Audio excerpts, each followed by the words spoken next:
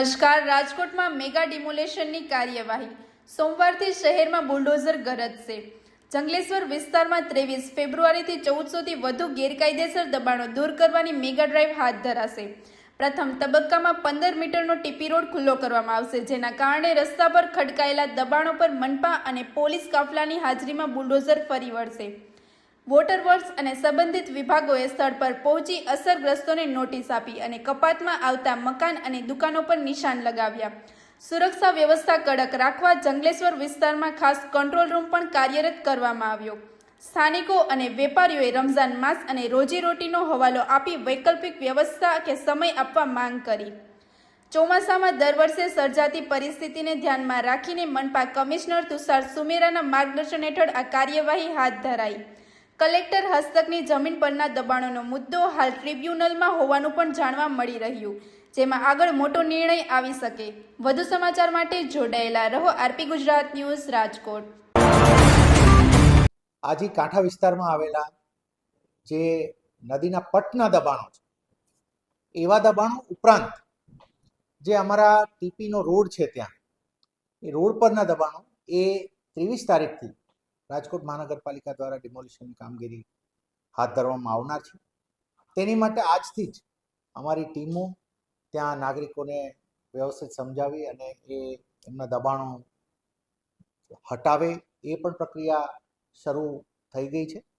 આપને જણાવીએ કે એની માટે જે અન્ય ખાતાઓ સાથે જે અમારે ટાઈપ સરકારના વિભાગો સાથે કરવું પડે, જેમ કે પીજીવીસીએલ છે, તો પીજીવીસીએલથી એમના લાઇટનું આખું ઇન્ફ્રાસ્ટ્રક્ચર હટાવવાનું થાય, તો એ પણ અમારા તરફથી ટાઈપ થઈ ગયું છે.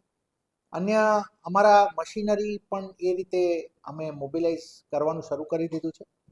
આખી કામગીરીને 7 અલગ અલગ ઝોનમાં વહેંચવામાં આવી છે અને 7 ઉપર ક્લાસ 1 કક્ષાના અધિકારીઓ ઝોન વાઇઝ એમાં મોનિટર કરશે અને એમની પણ વ્યવસ્થાઓ થશે અને એક કંટ્રોલ રૂમ પણ બાજુમાં રહેશે.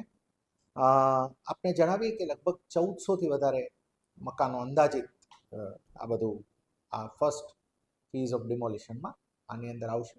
અમારો ધ્યેય છે કે જે ટાઉન પ્લાનિંગનો અમારો સ્કીમનો રોડ છે, ટીપી સ્કીમનો રોડ, એ ખુલ્લો થાય એટલે જંગલેશ્વર માટેનું એક મોટું રોડ નેટવર્કની અંદર એ કનેક્શન આવે, તો એ વિસ્તારમાં ઘણું અમારું જે પ્લાન્ડ રોડ નેટવર્ક હતું એ પણ ખુલે.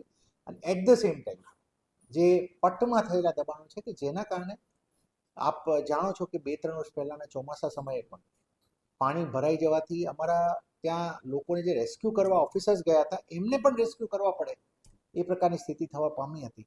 એટલે પટના વિસ્તારોમાં કોઈ ભવિષ્યમાં પણ પૂરના એના પ્રશ્નો ના થાય તેની માટે પણ એક બહુ પ્રિવેન્ટિવલી જોઈને ડિમોલિશન થઈ રહ્યું છે.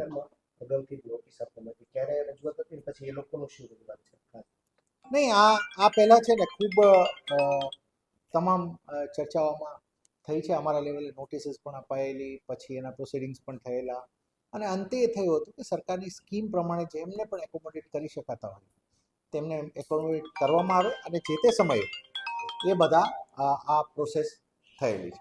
Thank you.